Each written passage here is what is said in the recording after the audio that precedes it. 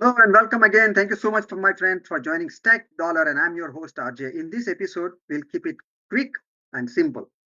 We want to recap and make sure that we have taken the necessary actions so far that what we have discussed. We have discussed this a lot in just a few videos, if you think.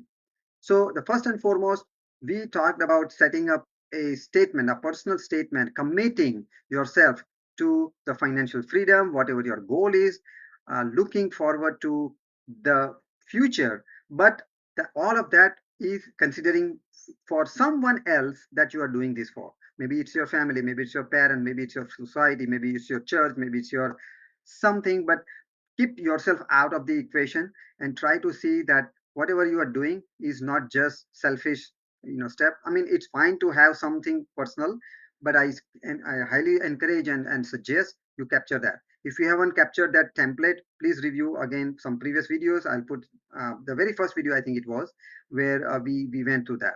So after that, we talked about there is M4 formula that we are going to follow, which is measure, multiply, I mean, sorry, manage, multiply, and with a positive mindset.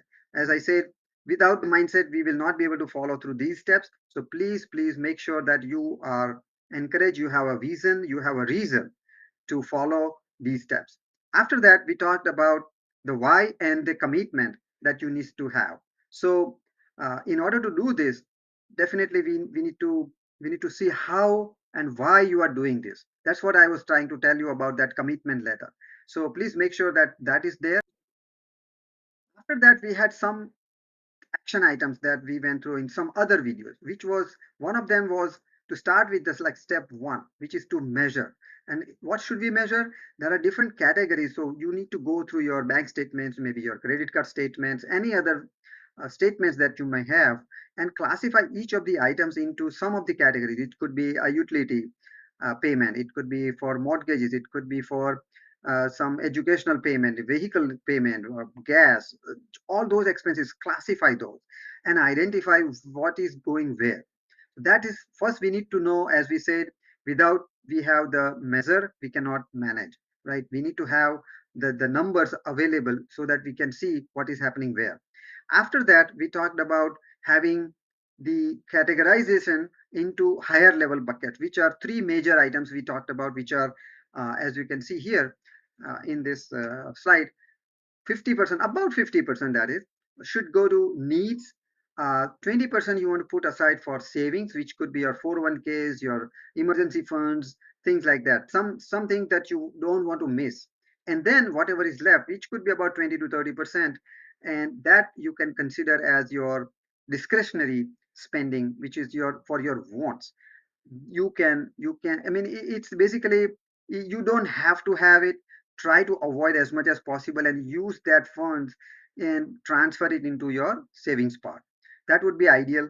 And after that, the savings part, as I say in the last video, I was showing you how I was able to manage, and you can too, save thousands of dollars in other banks savings account. I use Capital One, as I was showing you, from Bank of America, which is my main account. I receive all the money there. From there, I just divide and pay to this Capital One. Allows us to have sub savings accounts. So I have created vacation account, life insurance account, vehicle insurance account, vehicle emergency funds, vacation fund, things like that. So you can assign $20, $50 as and whatever is required. But that way you just take out your money from the main account, and that way money is out of sight, out of mind. At least you won't get tempted to spend that extra money that you might have. So that should be automatic. You should also have 401k plan automatically deducted right from your paycheck. Any other IRA or such things we'll talk about, when we come to multiply aspect. We'll talk about all these different savings or other investment vehicles. Where should we spend or put our money so that it helps get higher returns.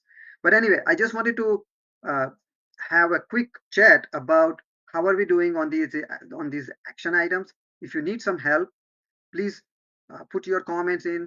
I will definitely help you out. I'm working on creating some simple but helpful worksheet that should also help you. But this is pretty simple. Just go through this exercise. The more you understand your own money and what is happening where, it will be much better for you. So I highly encourage you follow, make sure that you have your your whys in place, your assessment like measurement in place, and then you know where what needs to be managed, and then after that is under control, we'll talk about how to multiply that. So in the upcoming videos, we'll look at some other aspects of all this, and we'll slowly go into the details of the next levels. So I hope you are enjoying it. If you do, please say thumbs up.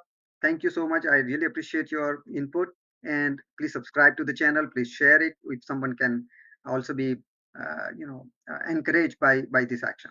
Thank you so much again. Have a wonderful day. Bye.